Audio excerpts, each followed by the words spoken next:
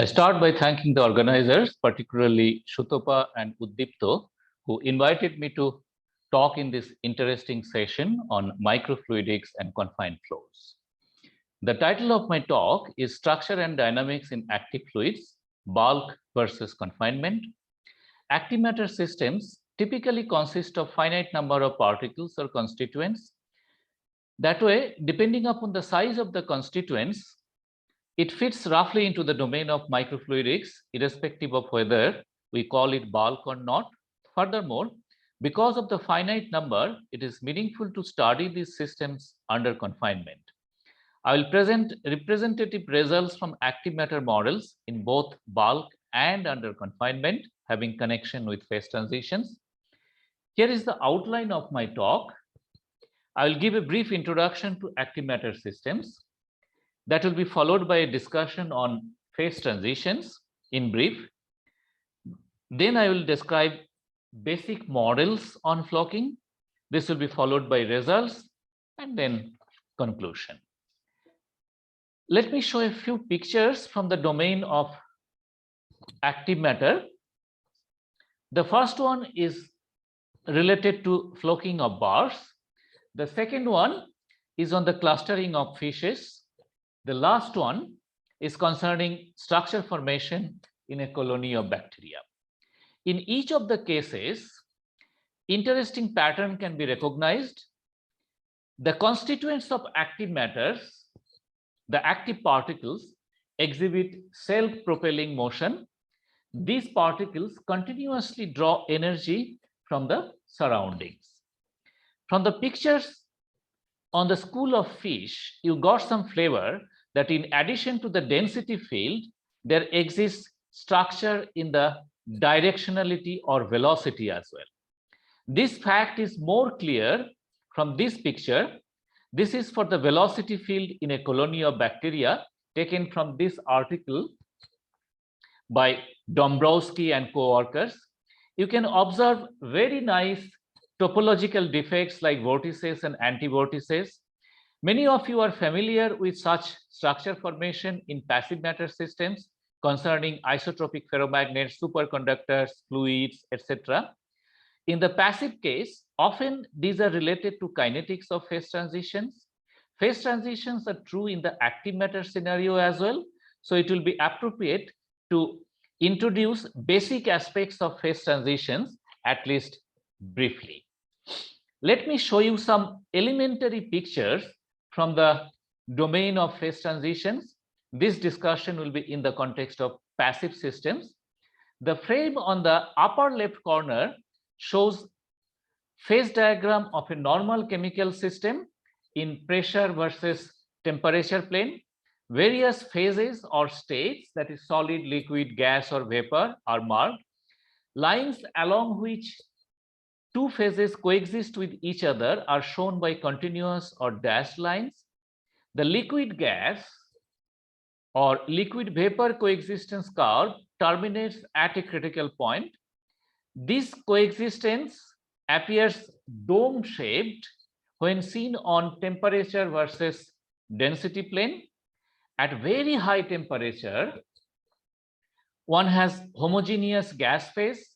Look at these experimental pictures inside tubes.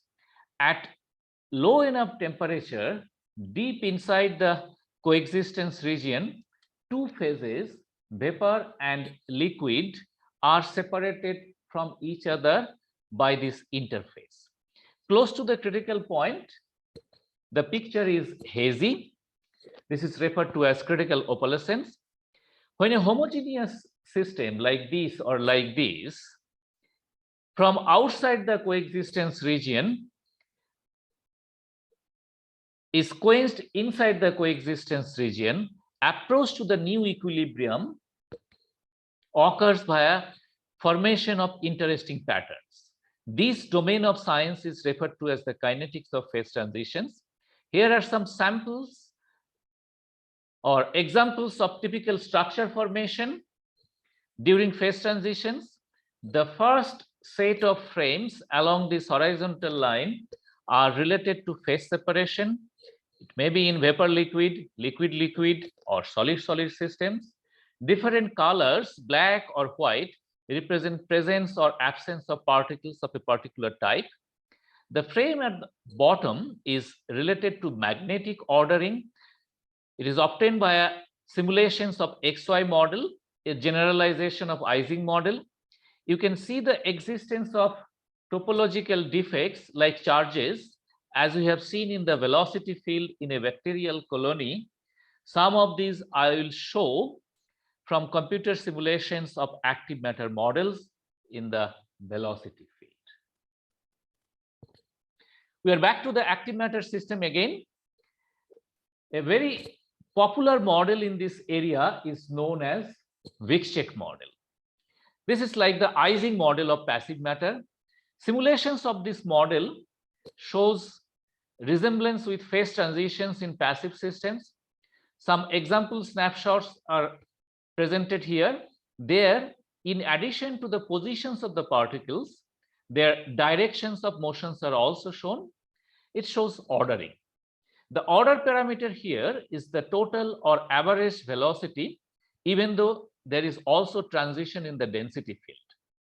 In many ways, these systems resemble those consisting of inelastically colliding granular particles. You might have asked yourself the question whether I have already stated the details of the model. The answer is no, I state it now. There is not much actually. It is very simple, again like the Ising model. The velocity of particle is influenced by the average direction of its neighbors within certain radius r from the particle of interest. Essentially, every particle tries to move along the direction of its neighbors. That is how velocity parallelization occurs. In addition, there is some noise in the system. Thus, due to a competition between the dynamic alignment interaction and the noise, transition between ordered and disordered states occur. In the pure Vic-Check model, there are no passive interparticle interaction of any type. This means there is no passive limit of the model that exhibits phase transition. Our interest is in studying model with passive limit transition. In addition to physical relevance, effects of self-propulsion is quantifiable in certain efficient manner if this approach is adopted. With the combination of active and passive interactions, we perform molecular dynamic simulations without hydrodynamics. First, we will show results from bulk, for which the passive interparticle interaction is given by the Lennard-Jones potential. This set of mathematical expressions provide the details. Basically, we have passive force from the Lennard-Jones potential, active force due to the intention of the particles to move along the neighbors. And then we have noise in the system. With all these, we perform molecular dynamic simulations with Langevin thermostat. We are into the results part. As stated, first results are from the bulk. We have Lennard-Jones plus Vic-Check interactions. And while going on, we'll state comparisons with passive cases. On the top left, we show two snapshots. The first one is by keeping the active interaction on, and the second one, the red one, is after putting the active interaction off. Essentially, in both the cases, we started from homogeneous configurations, that is uniform density everywhere in the system. Then we lowered the temperature adequately. Vapor liquid transition is encountered. These snapshots are from the evolution towards the new equilibrium or steady states, depending upon whether we are talking about passive or active cases. We have taken the snapshots at the same time in each of the cases. Clearly, growth in the active case appears much faster. A quantitative picture of this is shown in the upper right frame. Their average domain lengths in the two cases are plotted versus time. Certainly, activity enhances the growth significantly. Let us now go to the velocity field in the active case.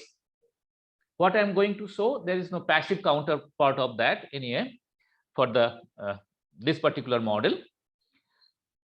Inside the bottom left frame here, we show the full two-dimensional system with velocity directions marked by arrows.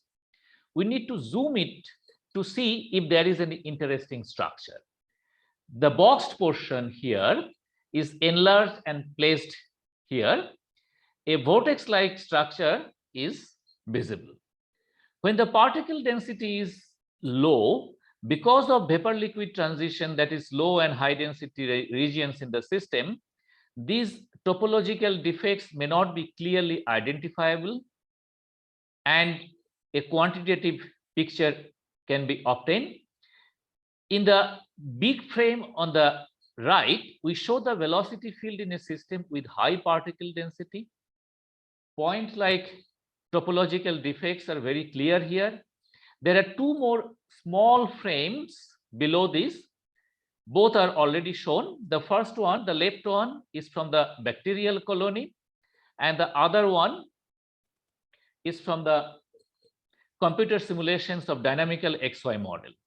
They all look very similar. We have done quantitative analysis also, but cannot show here because of time constraint. Next, we move to the confinement. Here also we have active as well as passive interactions, but instead of a Lennard-Jones model, these results are obtained for a colloid polymer mixture. For the colloid polymer mixture, we choose the popular Asakura-Uosawa model. Motivation for choosing such a mixture is the following. Colloids are typically of the size of bacteria, and bacteria do exist in the background of biopolymers. In our model, we make the colloids active via the Vicsek interaction as before. Then the question is, what is the AO model? In this model, colloid-colloid and polymer-colloid interactions are of Hart-Sphere type, and polymer-polymer pairs do not interact with each other. They can overlap with each other. This system or model gives rise to entropic phase separation to colloid-rich and polymer-rich phases. The original model that is described here, explained here, has Hart-Sphere-like interaction, and this is not suitable for standard molecular dynamic simulations. Of course, one can do event-driven or other advanced type of simulations. Our objective is to undertake standard MD simulations. For that, we adopt an adequately modified form of the potential.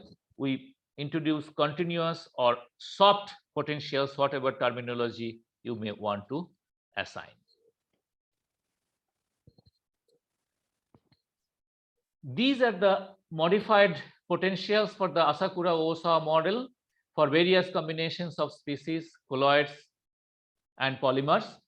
For colloid-colloid and colloid-polymer interactions, we choose the repulsive part of the Lennard-Jones potential, popularly known as WCA or Wick-Chandler-Anderson potential. For the polymer-polymer part, we choose a very soft potential given by this. This was kind of chosen by a certain trial and error methods to replicate the phase behavior with the original model, keeping in mind the requirement of temperature independence. Note that Hart-Sphere systems are athermal in nature. Anyway, this set of potentials are suitable for standard molecular dynamic simulations. For this model, the passive phase diagram has been accurately obtained. Phase behavior in the active case are also obtained by introducing Vicsek activity to the colloids, and the observation has been due to Vicsek alignment, the coexistence region gets enlarged. Basically, activity facilitates phase separation as expected. I'm on the last slide before the one with conclusion. Confinement picture I described first. The colloid polymer mixtures are kept inside a sphere. We need a surface potential to restrict the particles inside the sphere for all time, and here it is. Here B represents either colloid or polymer, and W stands for wall. as is normal, there are several parameters in the model related to interaction, size, composition, etc. I'll show here snapshots and results for a particular set of parameters for which there is already phase separation in the passive limit. There you start with a homogeneous mixture. For the given set of parameters, you end up with a phase separated picture like this. Here magenta represents polymers and blue represents colloids. Both the species are wetting the sphere wall only partially. Phase behavior under such confinement has been studied by Statt et al. Quite extensively. Let us now move to the active scenario. All parameters here remain same as the passive case, only colloids become active, basically Vic-Check active. There is phase separation as in the passive case. Now, the sphere wall gets completely wet by the colloids. I will explain. These snapshots on the left show only polymers inside the sphere for two strains of Vic-Check activity. We represent it by Fa. The polymers form ellipsoidal domain in the interior of the sphere. The major axis, this one, touches surface of the sphere at the two ends. Around this polymer made ellipsoid, the active colloids pick up macroscopic rotation. Please see the rightmost snapshot showing the velocity field of colloids. Further interesting things happen. The major ellipsoid axis tips exhibit Brownian motion, basically rotational Brownian motion. This is shown by zigzag trajectories on the sphere surface for various different activity strength. And to the right, we show the distribution of the rotation angles for the rotational diffusion over fixed periods of time for different activity strength. The frame next to that shows that these distributions exhibit certain scaling behavior. Basically, there is collapse of data when different data sets are scaled with respect to the average value of the rotation angle. Okay. And finally, the last term shows the mean square displacement of the symmetry axis. Okay, as I claimed that there is diffusive rotational diffusion. And here it shows that their tips exhibit diffusive motion on the sphere surface because the mean square displacement as a function of time appears linear. These are very interesting results under confinement for which there is no passive counterpart again for this particular model. Now, here is the conclusion slide. You can read it yourself. Before I run out of time, I will read out the acknowledgements. Various parts of the presentation were done in collaboration with different sets of people. Aurobindo Bera did a very good job, and fundings were received from ACRB and DBT India. And I also acknowledge Computer Time from National Supercomputing Mission.